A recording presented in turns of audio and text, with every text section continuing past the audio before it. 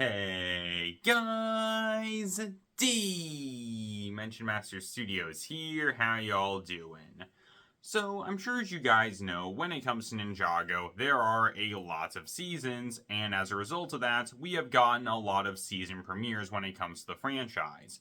Some definitely being better than others. However, one thing that's almost near universally agreed upon when it comes to the fanbase is that when it comes to the season 11 premiere episode, Wasted True Potential, this is one of, if not the worst premiere episodes in all of Ninjago, and many fans also consider this to be one of the worst episodes in all of Ninjago. And with me personally being a really big fan of season 11, just like a lot of things when it comes to this season, personally, I really like this episode. I genuinely feel like Wasted True Potential is a really solid episode of the show, and I think it's honestly a really great introduction episode for season 11.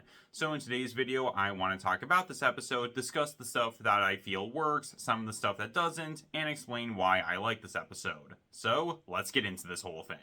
So, the episode starts off with Zane having a mysterious vision of the future, with some mysterious sounds and some mysterious serpentine figure showing up at the monastery, claiming that she wants revenge.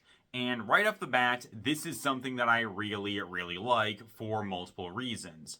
For one, I really like that the show decided to bring back Zane's visions, because this is something that we haven't seen in the show for a really long time. Prior to season 11, the last time we saw Zane had a vision was all the way back during season 4 with his visions that he had about the Titanium Dragon. So I think it's really cool that the show decided to bring back Zane's visions. But not only that, another big reason why I really like this introductory scene is because I feel like it honestly does a really great job at foreshadowing many of the events that would play out during the events of season 11. Stuff like Esphere's return and her trying to take over Ninjago, Zane getting banished to the Neverrealm, the Ice Emperor taking over the Neverrealm, Boreal attacking the fishing village, and more. I feel like this opening scene genuinely does a really great job at foreshadowing a lot of the stuff that would eventually happen later on during the events of the season, which I think is pretty cool. I also really like the final shot that we get of all the ninja being frozen in ice, but Zane isn't there, subtly foreshadowing that he will be the one responsible for this with him being the Ice Emperor, which is something else that I like. But one other detail in the scene that I really like is that in this scene, we can see that Lloyd is one of the ninja that gets frozen, and this is something that actually happens to him during the final episode of the season, once again setting up that as well. So again, when it comes to this introductory scene, personally, I think it's pretty good. However, Zane ends up waking up from his nightmare, and he tries to tell Jay about what's going on, with him even referencing the past times he had visions during Season 1 and Season 4, which is something else that I like. Jay, however, doesn't really care about this, and he and Zane go to meet up with the rest of the ninja, who are currently watching Cole playing video games. And Cole is able to beat Zane's high score on the game Lava Zombies, and after this happens, the ninja all decide to go and hang out in a hot tub. And it's at this point I want to bring up my biggest problem with not just this episode, but season 11 in general, and that is the lazy ninja storyline. As much as I like season 11, and I do really like a lot of things from this season, I will admit I feel like the lazy ninja storyline was not handled well during the season, and I feel like it wasn't handled well for a variety of different reasons. So, for starters, let's get a big one out of the way first. I feel like the Lazy Ninja storyline was dragged out for a lot longer than it had to, because when it comes to the Lazy Ninja storyline, this story ends up getting dragged out for about half of the Fire chapter, with the whole thing coming to an end during the episode Ninja vs. Lava, when Lloyd tells the rest of the team that they need to get their act together because Sensei Wu was right about them being lazy. And personally, this is something that I wasn't really a big fan of, because I feel like the Lazy Ninja storyline wasn't very interesting, so I didn't like the storyline, again, being dragged out for about half the Fire chapter, because that's essentially 1/4 of Season 11 being dedicated to this story that I feel, honestly, wasn't really handled the best overall. So that's something that I didn't like. And this episode was the starting point of the Lazy Ninja storyline, so again, it's something I wasn't a fan of. However, that's not all. Another big issue that I have when it comes to the Lazy Ninja storyline is the reveal that when it comes to the ninja, they have apparently been lazy for 6 months following the defeat of the Oni. And once again, this is something that I'm not really a big fan of, because the idea that the ninja have been lazy for 6 months after the defeat of the Oni, to me, that feels like it's way too long for the ninja to be lazy. I can understand the ninja becoming a little lazy following the defeat of the Oni, considering how big of a deal that was, and then taking some time to rest and recover. I can totally understand that. But the ninja being lazy for half a year, to me, that just feels like it's going a bit too far when it comes to the ninja being lazy. So once again, that's something that I didn't like. But finally, my last and by far my biggest problem when it comes to the lazy ninja storyline is that I feel like all 6 of the ninja being lazy for this long is something that doesn't make any sense. I can understand Jay, Kai, and maybe even potentially Cole becoming lazy for this long, but Zane, Nia, and Lloyd, I could not see these ninja becoming this lazy for this long. Like, I can understand all the ninja becoming lazy for a little bit, but the idea that all 6 of the ninja would become lazy for 6 months, to me, that honestly feels kind of out of character for the ninja to be in that kind of position. And for me personally, I feel like it doesn't really make a lot of sense. Now, if I was the one who was writing Season 11 and I had to decide on stuff when it comes to the Lazy Ninja storyline, personally, I would have kept the storyline contained to only the first 2 to 3 episodes. I feel like that would have made more sense. And also, I would have changed things so the ninja would have only been lazy for a few weeks to 1 month at most. Personally, I feel like that time frame would have made a lot more sense than 6 months. But again, overall, when it comes to the Lazy Ninja storyline, like I said, personally, I wasn't really a big fan of it. And again, this was honestly my biggest problem, not just with this episode, but Season 11 as a whole. It's something that I didn't like. But anyway, back to the episode. Sensei Wu shows up, and he is understandably very angry at the ninja for being lazy for this long, and he rightfully so calls out the ninja on them being lazy for this long. And so Sensei Wu decides to do something about this whole situation. Also, Sensei Wu says this: "Emergency meeting." If that hasn't been memed yet, I feel like we should probably do something about it. But anyway, Sensei Wu and the ninja have a meeting, and Sensei Wu decides to test the ninja by having them go up against a really dangerous creature that's been living around the hills of the monastery. And when it came to the monks who initially lived here, they had to become ninjas in order to try and fight against this creature. And so, Sensei Wu places the ninja in the room with the dangerous creature and unleashes it upon them, and the ninja have to fight against a chicken. A chicken with elemental powers. So the ninja have to fight against this chicken, and we don't actually see the fight. Instead, we just see the outlines of the ninja as they get shocked by the chicken, and we hear their screams. And I'm gonna be honest with you guys, I thought that this was absolutely hilarious. I get that one of the big reasons why a lot of people didn't like Season 11 is because of this season being more lighthearted in comparison to the previous seasons, especially the Oni trilogy. But I'm gonna be honest with you guys, I don't really have a problem with the show going in a more lighthearted direction. Personally, I feel like the show was honestly able to do a good job of having the lighthearted tone while still doing a lot of really dark and mature stuff with the storytelling, and I feel like Season 11 and Master of the Mountain do a really great job at showing us that Ninjago can be more lighthearted while also having legitimately dark and serious moments. It's something that I think is honestly really interesting. Additionally, another big reason why I don't really mind the more lighthearted tone of Season 11 is because I honestly feel like when it comes to the Oni trilogy, I feel like this era of the show didn't really do the best job at handling the more dark and mature elements in it. And to be completely and totally honest with you guys, I genuinely feel like some of the more dark and mature elements of the Oni trilogy felt kind of forced at times, and it honestly felt like at times the Oni trilogy was just trying too hard to be more dark and mature compared to what we're used to when it comes to Ninjago. And in my opinion, this didn't always work out the best. So again, I honestly don't mind that when it comes to the show, it went in a more lighthearted direction following the events of the trilogy, but again, I still feel like despite the show going in a more lighthearted direction from Season 11 onward, I still feel like, for the most part, the show was honestly able to do a really great job at having this more lighthearted tone, while still having more dark and mature moments. Honestly, it's something that I did like. But once again, back to the episode, the ninja are still going up against the chicken, and again, I thought this was hilarious, and I feel like seeing Sensei Wu's reactions just makes it all the funnier.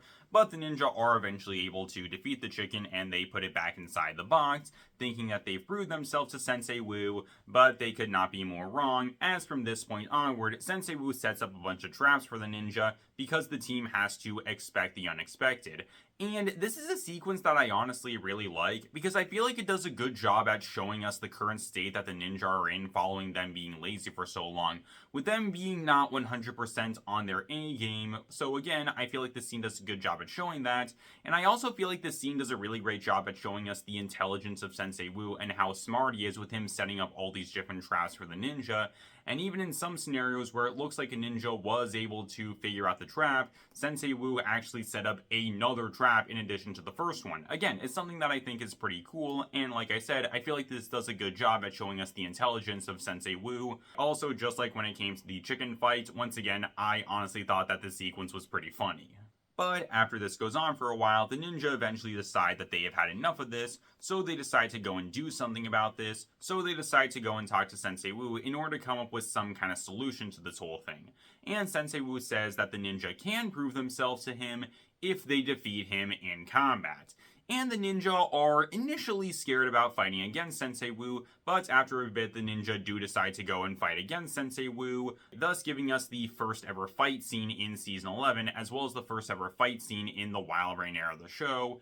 And honestly, I really like this fight scene. Personally, I think that it is genuinely really good, and it's for a variety of different reasons. So for starters, let's get a really big one out of the way, and that is the animation. I feel like the animation for this fight scene is absolutely incredible. So when it comes to Season 11, this season was the starting point of a new animation studio known as WildBrain Animating Ninjago, taking over from WillFilm, the previous animation studio that animated Ninjago. And when it comes to WillFilm, I feel like their animation was absolutely amazing. We got some incredible looking visuals, the stills were really great, the lighting was fantastic, and more. Again, I feel like WillFilm's animation is really good. And when it comes to WildBrain's animation, I genuinely feel like it is just as good as WillFilm's animation, with us yet again getting amazing visuals, great lighting, amazing stills, and more. However, I honestly feel like WildBrain's animation is better in comparison to WillFilm's, and it's because I feel like when it comes to WildBrain's animation, it was actually able to fix a major problem that I had with WillFilm's animation, and that would be the fight scenes and the fight choreography not looking that good. Don't get me wrong, I feel like WillFilm did have good looking fight scenes and fight choreography. However, there were definitely times where I feel like the fight choreography that we got during the WillFilm era of the show didn't really look the best overall, and I do feel like there were definitely moments where fight scenes did look kind of stiff and a little clunky, and it's something that honestly I wasn't really the biggest fan of. However, when it comes to WildBrain's animation, I feel like they were able to absolutely knock it out of the park when it came to the fight scenes. I feel like the fight scenes and fight choreography that we got during the WildBrain era were absolutely fantastic.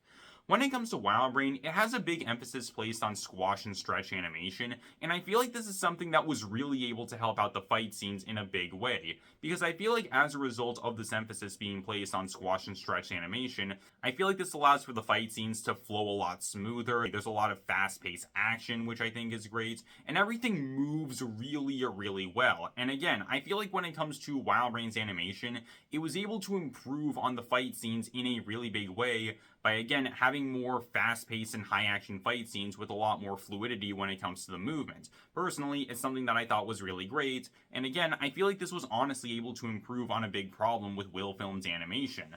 So again, when it comes to the animation, I thought it was great, and I feel like this fight scene genuinely does a fantastic job at showing us what WildBrain's animation is capable of when it comes to the fight scenes and fight choreography, and I feel like the fight scenes would only get better after this first one. Another big reason why I really like this fight scene though is because I feel like it does a good job at showing us the current state that the ninja are in following them being lazy for so long. We see that when it comes to the ninja, their elemental powers aren't in the same position that they were in when they were fighting against the Oni. The ninja don't work together as well as a team, they're not in sync as much, and their combat abilities aren't what they used to. Again, it shows us that when it comes to the ninja, they really aren't in the same position that they were in following the events of Season 10, given that the ninja have been lazy for so long. And again, I feel like this fight scene does a really great job at showing us the current state that the ninja are in, and how they're going to have to grow and improve over the events of Season 11. Again, it's something that I think is nice. Another thing that I really like about this fight scene, though, would have to be Sensei Wu, because I really like seeing Sensei Wu in combat and seeing him fighting against people. Something that I feel we didn't get a chance to see that often during the Will film era of the show was Sensei Wu engaging in combat and him fighting against people. Yes, there were definitely moments all throughout the events of the show where we did see Sensei Wu fighting against people, but I did feel like for a while there were definitely moments with Sensei Wu not really fighting against people all that much, and instead we saw more stuff with the ninja, with Sensei Wu only occasionally jumping in order to help out every now and again. However, from Season 11 onward, we saw more stuff with Sensei Wu fighting against bad guys and him engaging in combat more, and we got a chance to see some more stuff with Sensei Wu as a warrior, which is something that I honestly thought was really great, and again, Season 11 was the starting point of this whole thing, so again, it's something that I enjoyed. And finally, there is one last thing about this fight scene that I really like that I want to bring up, and it's the massive contrast that we have between this fight scene that the ninja are in and the big fight scene that they're involved in at the end of the Fire chapter. In both of these fight scenes, we see the ninja going up against Sensei Wu for one reason or another, and when it comes to the ninja, they have many disadvantages in both of these fight scenes. When it came to the fight scene at the beginning of the season, the ninja had been lazy for a really long time, they weren't really in the best position when it came to combats, they weren't working that well together, and more. So obviously the ninja weren't going to do that well in a fight scene against Sensei Wu, and we can also see during the fight scene, Sensei Wu wasn't even trying that hard and he was still able to take on and defeat all the ninja. However, we then get to the fight scene at the end of the Fire chapter, where once again the ninja are at a lot of disadvantages. Zane isn't with them because he's been banished to the Neverrealm, Sensei Wu is being powered up by the Scroll of Forbidden Spinjitzu, and you can tell that Sensei Wu is trying a lot harder in this fight.